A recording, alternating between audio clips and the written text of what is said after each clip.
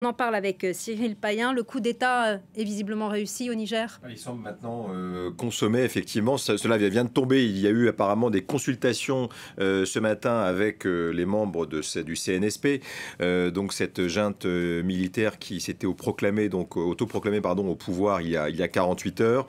On sait qu'on était dans un entre-deux, une sorte de clair-obscur depuis de nombreuses heures sur la nomination du chef nominal de cette junte, sachant qu'évidemment le meneur de cette fronde, le général Tchani, qui est donc le chef de la garde présidentielle, qui est le premier à avoir lancé cette fronde contre le président Bazoum et à avoir mis ses hommes pour priver de liberté le président Bazoum depuis mercredi matin, est évidemment un des noms qui sortait, mais pas seulement. On le disait, le général Tchani lui-même un peu muré et ne voulant pas, a priori, en sa qualité propre de militaire de carrière et pas du tout politique, de ne pas vouloir donc prendre les rênes de ce conseil, de cette junte, de ce gouvernement de transition, quels que soient les éléments de langage. Il semble que son entourage lui ait finalement les convaincu, puisque c'est au terme de ces consultations, mais encore une fois, cette information vient de tomber à la télévision nationale. Il est donc le nouvel homme fort du Niger.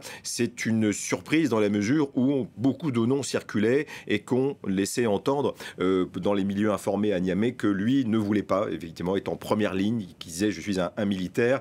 Il avait aussi, c'est ce qu'on disait, lancé cette fronde contre le président Bazoum. C'est un homme important, le général Tchani, puisqu'il avait été nommé en 2011. C'est un homme proche du prédécesseur du président Bazoum, qui est un ami de 30 ans, Mahamadou Issoufou, qui est lui-même un ami de 30 ans de son successeur Bazoum, est un des rares que le président Bazoum avait gardé. C'est aussi le général Tchani, il y a 2 ans, nous y étions, qui avait repoussé une attaque 2 jours avant l'investiture du président Bazoum sur le palais présidentiel. Et aujourd'hui, c'était lui qui menait cette fronde. Donc c'est une demi-surprise. Ça met fin, en tout cas, à ce clair-obscur à Niamey, où on ne savait pas bien quels étaient les motifs, quels étaient les chefs, quel était le programme, quelle était la nature du gouvernement de transition qui allait se créer. Donc c'est la fin du suspense. Maintenant, reste à voir ce qui va être déclaré. Et toute la question, c'est aussi de savoir ce que les militaires putschistes vont faire du président démocratiquement élu, Mohamed Bazoum. Est-ce qu'il va accepter de capituler ou pas?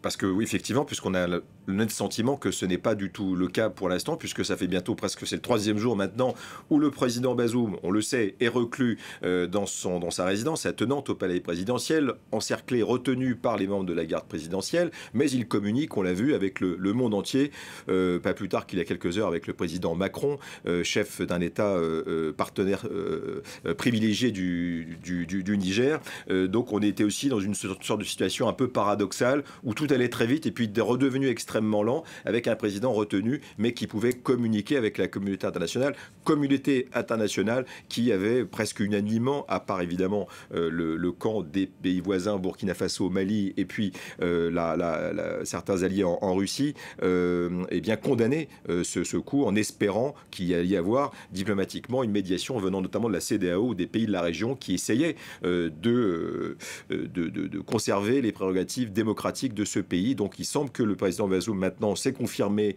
a été renversé par son chef de la garde présidentielle, et qu'il y a donc un nouvel homme à la tête du pouvoir nigérian. Merci beaucoup Cyril Payen pour votre analyse. Merci.